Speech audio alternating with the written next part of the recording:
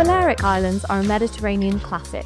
Think golden sands, sparkling turquoise seas, incredible landscapes, and some of the best nightlife in the world. In this episode of Travel Smart, we're focusing on some of our favourites: Mallorca, the largest of the Balearics, and its laid-back little sister, Menorca. They share the same sparkling seas, but they each have their own personality. We're here to show you what sets them apart, and also what to expect from a visit.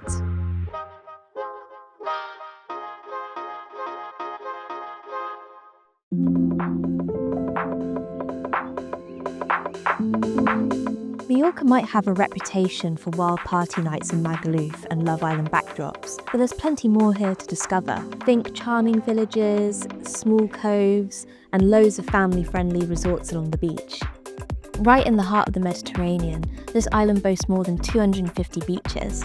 One of the best is Playa de Formentor, which is a blue flag stretch of soft white sand on the island's northernmost tip. Sheltered by pine trees and lapped by crystal clear waters, this beach is worth a visit just for the views alone. Or if you're looking for somewhere a little more secluded, I'd suggest going to Calapee. It's a sandy crescent that's backed by turquoise waters, and it's perfect for a quiet escape. On my last visit to Mallorca, I stayed in Port de Pollença, which is a quiet seaside town in the north that's very family-friendly, welcoming and charming. Along the waterfront is the Pine Walk, a 2-mile stretch lined with pine trees, hence the name. But you can also find boutiques filled with jewellery and clothing, and lots of restaurants serving up Spanish classics such as paella and tapas. The main beach is great for water sports and boat excursions, and there's plenty of lounges to hire if you want to laze by the sea. Over in Palma, which is not only Mallorca's capital but the capital of the entire Balearic Islands, you'll find a vibrant mix of history and modern living.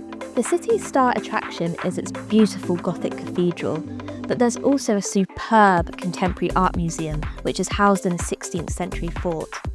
But if you need a bit of a break from sightseeing, Palma's waterfront promenade is ideal for a breezy cycle or a stroll.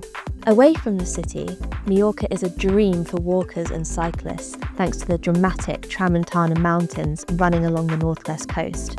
The quiet, winding roads draw professional cyclists from all over the world. Legendary climbs like Sa Calobra was named one of the top 12 to tackle before you die by Road Cycling UK, which makes it a real bucket list challenge. For history lovers, the medieval walled town of Alcudia in the north is a must. It's made up of narrow streets, 14th century walls, and is also home to the smallest Roman amphitheatre in Spain, which gives it a real charm. Then there's Dea, a village so picturesque it genuinely stops you in your tracks, and is also home to a long list of celebrity residents. Perched between the Balearic Sea and the previously mentioned UNESCO-listed Tramontana Mountains, you'll find a postcard of cobbled streets, golden-hued villas, cypress trees, and a 16th century church that's sitting proudly on a hilltop.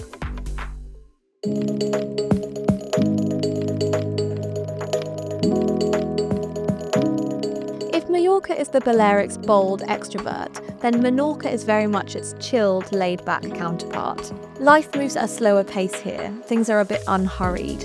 You'll find art-filled cities, plenty of nature to explore, and quiet, calm coastal areas. The island's coastline is incredibly varied. In the south, you'll find a lot more sheltered bays, limestone cliffs, and beautiful clear waters to take a dip. In the north, things are a bit wilder.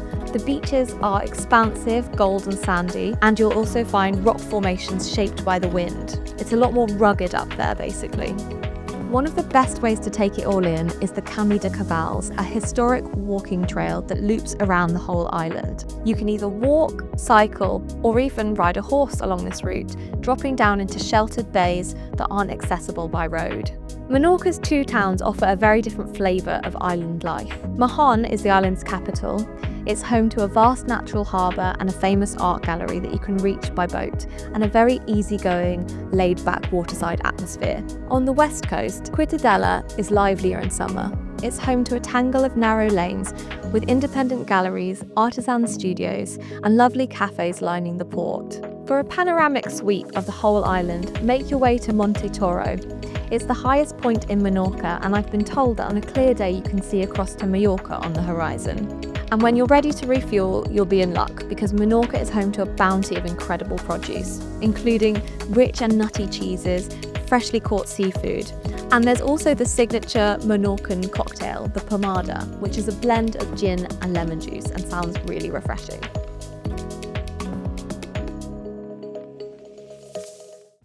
Amelia, you're just back from Mallorca. What was your favourite part of the trip? So I visited Port de Pollença with my family. There was 7 of us, so it was quite a big group.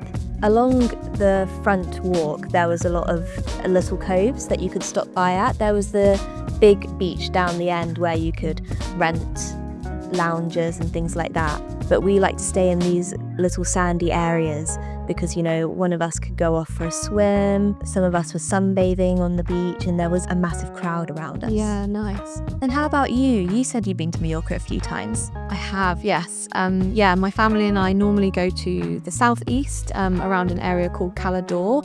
It's quite touristy, but I think it has some of the island's best beaches, like these tiny, beautiful coves that you see all across social media. Yeah. But it also has these, my brother calls them fun parks, where the kids can just run around and play on the inflatables. They kind of have bars, so it kind of suits both the parents and the children. Yeah. And I've also been on a hen do to Palma, and we stayed nearby in a big villa, like you. Palma is such an amazing, fun city. Really, really great food scene, fun nightlife, but it also just feels really walkable and accessible. You can also take this old wooden train from Palma to Port de Soller, and it trundles through the mountains. It's just the most picturesque journey and one of my favourite things to do on the whole island. That sounds amazing. So Emily, you said you're also heading off to Menorca soon. In your research, what are the sort of things that compare and contrast about the 2 islands? Yeah, I think Menorca seems like a place you would go if you're kind of obsessive with nature and you're not afraid of having a quieter holiday. Whereas Mallorca, it's already a bit more established in terms of accommodation and home comforts. However, they're both known for their incredible beaches.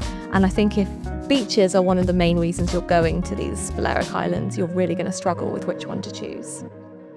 So, whether you're drawn to Mallorca's mix of energy and adventure, or perhaps you prefer Menorca's slower, quieter charm, there's something special in the Balearics for everyone. For more episodes of Travel Smart, hotel guides, inspiration and travel tips for visiting the Balearics, visit independent.co.uk/travel.